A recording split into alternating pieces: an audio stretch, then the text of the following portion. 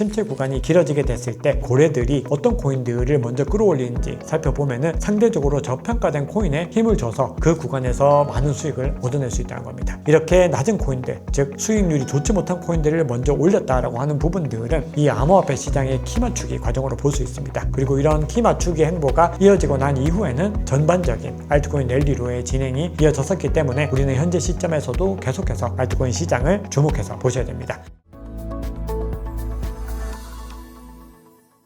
네, 크롱님들 반갑습니다. 박종환 작가입니다. 자, 오늘 일요일입니다. 자, 또 일요일 저녁마다 중요한 알트코인들의 상황들을 면밀하게 추적하는 시간을 가져보는데요. 오늘도 알트코인의 전체적인 흐름들과 더불어서 중요한 포인트들을 우리 크롱님들과 함께 짚어보겠습니다. 자, 오늘은 이더리움 얘기부터 한번 시작을 해볼 텐데요. 최근에 펀드 스트레스의 공동 창립자이자 비트마인 이사회 의장으로 있는 톰 리가 다시 한 번 더 이더리움에 대해서 이야기를 했는데요. 현재 시장에서 이더리움과 관련해가지고는 비트마인의 행보를 가장 주목하고 있는 것 같습니다. 그만큼 DAT 전략을 통해서 이더리움을 가장 폭발적으로 매집을 해왔기 때문에 이 비트마인의 행보가 계속해서 이어질 수 있을지 주춤할지 여부에 따라서 이 이더리움의 행보가 길어질지 이런 부분들이 상당히 결정이 될 수 있다. 이렇게 볼 수가 있겠는데요.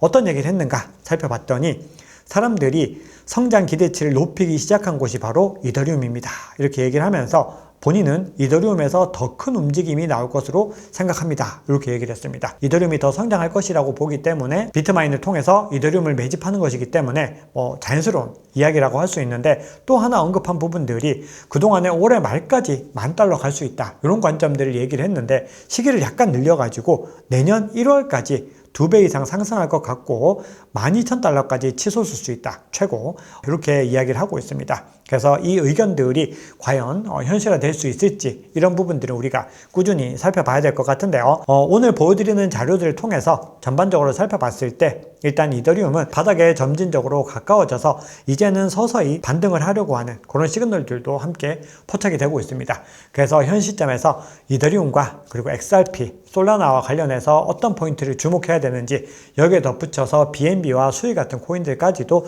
전체적으로 중요한 기조들을 한번 살펴보겠습니다. 네, 먼저 첫 번째로 살펴볼 코인은 단연 이더리움입니다. 이더리움이 본격적으로 움직여줘야지 알트코인 시즌이 본격적으로 올 수 있는데 최근에 알트코인들이 셧다운 해소에 대한 기대감들이 반영이 되면서 특정 알트코인 섹터를 근간으로 해서 움직이는 모습을 보였습니다. 그런데 이런 알트코인들이 올라가는 동안에 이더리움이나 솔라나 같은 메이저 알트코인들은 많이 올라가지 못했는데요. 그 이유에 대해서도 뒤에서 한번 살펴보면서 어떤 움직임들이 현재 알트코인 시장에 나타나고 있는지 점검을 해보겠습니다. 자, 그럼 이더리움은 어떤 것들을 가장 주목해야 되는가?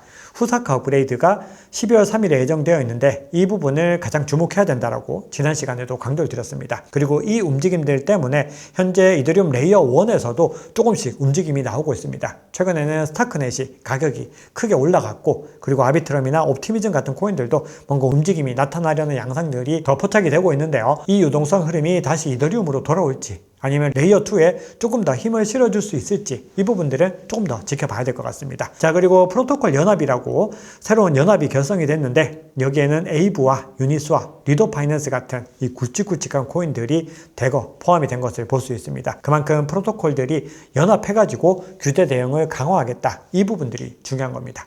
자, 그리고 또 하나 중요한 부분들은 제가 어제 영상에서도 말씀을 드렸는데 비트마인이 계속해서 이더리움을 늘려나가고 있습니다. 자, 그럼에도 불구하고 파령시장 기준으로는 단기 미실현 손실이 1조를 넘어섰다라고 말씀을 드렸죠. 자, 그런데 더 중요한 국면이 있습니다. 이렇게 단기 미실현 손실이 크게 늘어나는 구간에서도 계속해서 바이더딥을 통해서 물타기를 하고 있는 것을 볼 수 있습니다. 이 얘기는 이 비트마인이 현재 이더리움에 대해서 어떤 기조를 가지고 있는지를 볼 수 있고 이렇게 굵직굵직한 기업도 이더리움에 물리고 있는 만큼 알트코인 투자는 굉장히 어렵다. 이렇게 볼 수가 있는 겁니다. 자, 그런데 중요한 부분들은 비트마인이 계속해서 이더리움을 담고 있는 것과 더불어서 비트마인을 담고 있는 이 회사들의 면모도 주목해 볼 필요가 있는데요. 아크인베스트가 비트마인 주식 24만 주를 추가로 매수를 했고 JP모건도 역시 비트코인을 상당히 많이 보유하고 있는 것으로 나오고 있습니다. 최근에 JP모건은 이 블랙락의 IBIT, 비트코인 현물 ETF도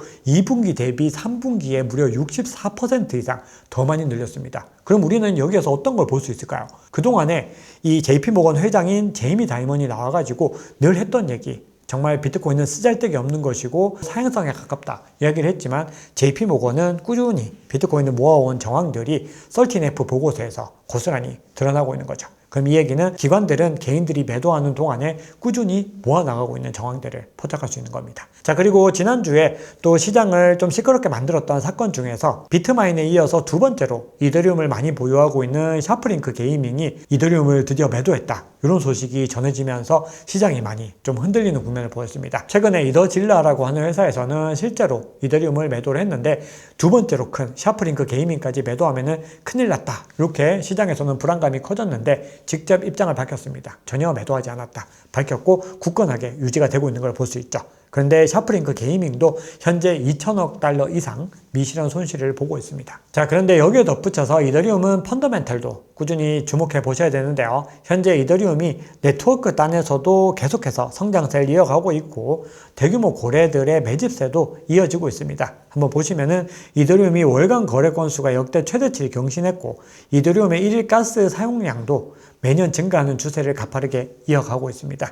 거기다가 토크나 경제 규모도, 즉 이더리움 네트워크에 올라온 이 실물 자산의 규모도 2천억 달러를 돌파하고 있습니다. 그만큼 꾸준히 이더리움의 펀더멘털이 유지가 되고 있는 가운데서 이더리움 거래의 수도 2025년 들어서 굉장히 큰 폭으로 증가를 하고 있습니다. 그럼 이 기준은 어떤 걸 의미할까요?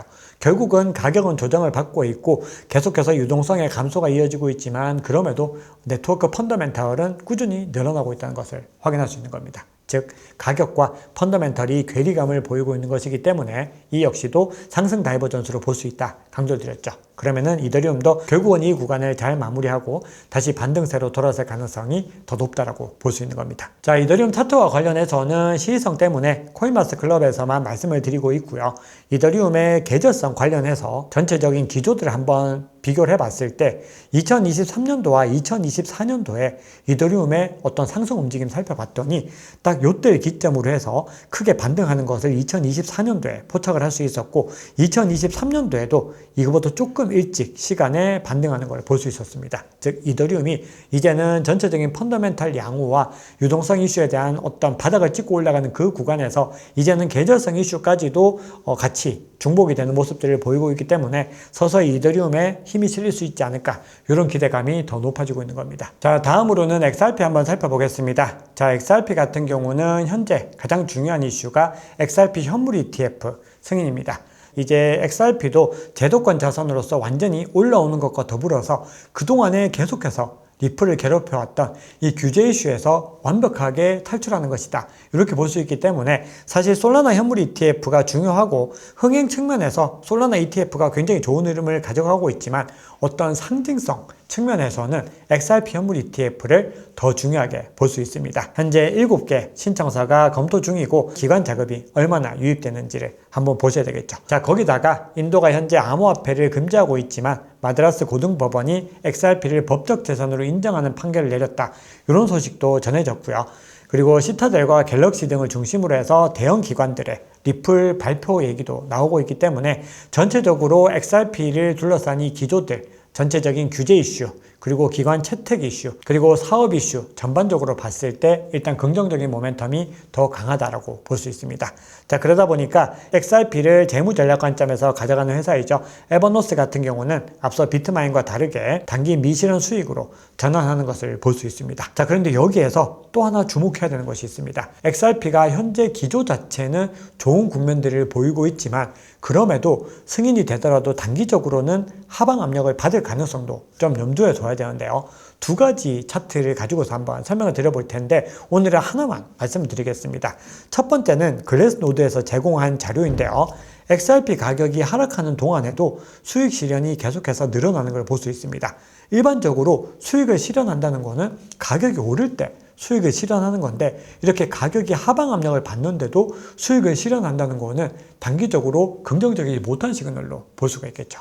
자, 그런데 또 하나 중요한 것이 거래들의 거래소 유입도 증가하고 있습니다. 이 얘기는 단기적으로 매도할 가능성이 있는 것이기 때문에 이 두 가지 자료를 공통적으로 살펴봤을 때 볼 수 있는 시그널은 일단 XRP 현물 ETF 승인을 기점으로 해서 매도 압력이 좀 발생할 수 있겠구나, 이렇게 볼 수 있습니다. 그럼 이 국면들을 조금 더 거시적으로 살펴봤을 때는 결국 손바뀜이 일어나고 있는 흐름으로 볼 수 있습니다. 즉 비트코인과 이더리움이 그러했듯이 이 XRP도 이제는 과거의 어떤 전통적인 세력들이 신흥 세력들, 즉 기관들에게 XRP 물량을 넘겨주는 그 기조로 갈 수 있기 때문에 단기적으로는 변동성이 발생하더라도 결국 중장기적으로는 더 근본적이고 탄탄하게 상승할 수 있는 기반이 마련되었다. 이렇게 볼 수가 있습니다. 자, 그러면 솔라나와 BNB 그리고 수위에 대해서는 간략하게만 한번 점검을 해보겠습니다. 자, 우선 솔라나 같은 경우는 현재 시점에서 가장 주목해야 되는 것은 현물 ETF입니다. 현물 ETF 순유입 흐름이 언제까지 이어질 수 있고 얼마나 강하게 이어질 수 있는지 한번 살펴봐야 되는데요. 현재 촬영 시점 기준으로 10일 거래일 연속으로 순유입으로 마감을 했습니다. 굉장히 긍정적인 모멘텀으로 볼 수가 있습니다.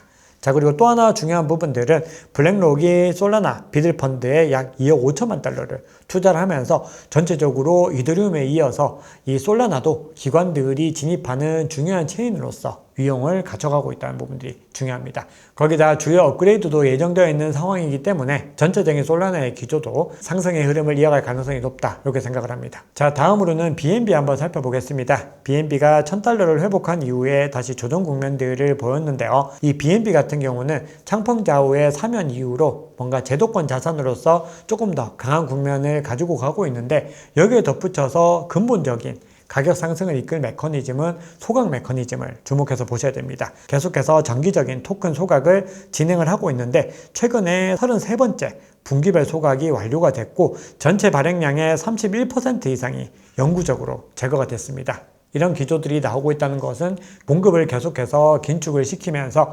중장기적으로는 상승 모멘텀을 만들어낼 수 있습니다. 그래서 BNB 같은 경우도 안전한 자산으로서 앞서 말씀드렸던 이더리움과 솔라나, XRP에 이어서 BNB 정도까지가 핵심 자산으로 가져갈 수 있는 가장 우량한 핵심 알트코인으로 들어가지 않을까 개인적으로 그렇게 생각을 합니다. 그리고 이 외에도 각 섹터별로 우량한 알트코인에 대해서는 앞으로 이 알트코인 코너를 통해서 계속해서 전해드릴 테니까요. 아직까지 구독하지 않으신 시청자분이 계시다면 지금 바로 구독 부탁드리겠습니다. 자, 마지막으로 수위 살펴보고 최근에 나타났던 반등 흐름들 한번 살펴볼 텐데요. 수위 같은 경우는 미스티세티 V2 업그레이드를 진행을 했습니다. 그리고 이 업그레이드 이후로 아시아와 유럽 전역에서 평균 트랜잭션 지연 시간이 각각 25에서 35%로 감소를 했습니다. 그만큼 수위의 기술력과 네트워크 최적화가 성과를 입증하고 있다 이렇게 볼 수 있기 때문에 현재 수위가 단기적으로 가격이 많이 부대낌을 겪고 있지만 그럼에도 펀더멘털이 꾸준하게 유지가 되고 생태계가 확장되고 있는 국면들 거기다가 수위의 스테이블코인 출시에 대한 호재들도 같이 나오고 있기 때문에 우리는 꾸준히 수위도 주목해 볼 수 있는 코인이다 이렇게 볼 수 있습니다. 자, 거기다가 수위의 탈중앙화 무기한 선물 거래소 거래량도 지난 7일 동안에 또 53%가 증가하면서 계속해서 네트워크 펀더멘털 달도 늘어나는 국면들을 보이고 있기 때문에 우리는 이 국면들도 주목해서 살펴보셔야 됩니다. 자, 마지막으로 이 장표 한번 살펴볼 텐데요. 자, 이 장표는 그동안에 톱 10에 위치하고 있는 코인 중에서 최고점 대비로 얼마나 많이 하락했는지를 살펴보는 지표인데요. 100대 코인 중에서 무려 72개 코인이 현재 시점에서 최고점 대비 수익률 자체가 50% 이상 하락 구간에 있습니다. 전체적으로 한번 끄어보시면 이렇게 볼 수가 있죠. 그래서 우리는 현재 시점에서 살펴봤을 때 대부분의 메이저 코인들도 아직까지는 지난 시즌의 위용을 회복하지 못한 것을 볼 수 있습니다. 자, 그런데 여기에서 또 하나 중요한 부분들이 있는데요. 우리가 최근에 또 반등하는 흐름들 한번 살펴봤을 때 이 장표는 지켓시가 본격적으로 상승하기 전에 집계된 장표인데요.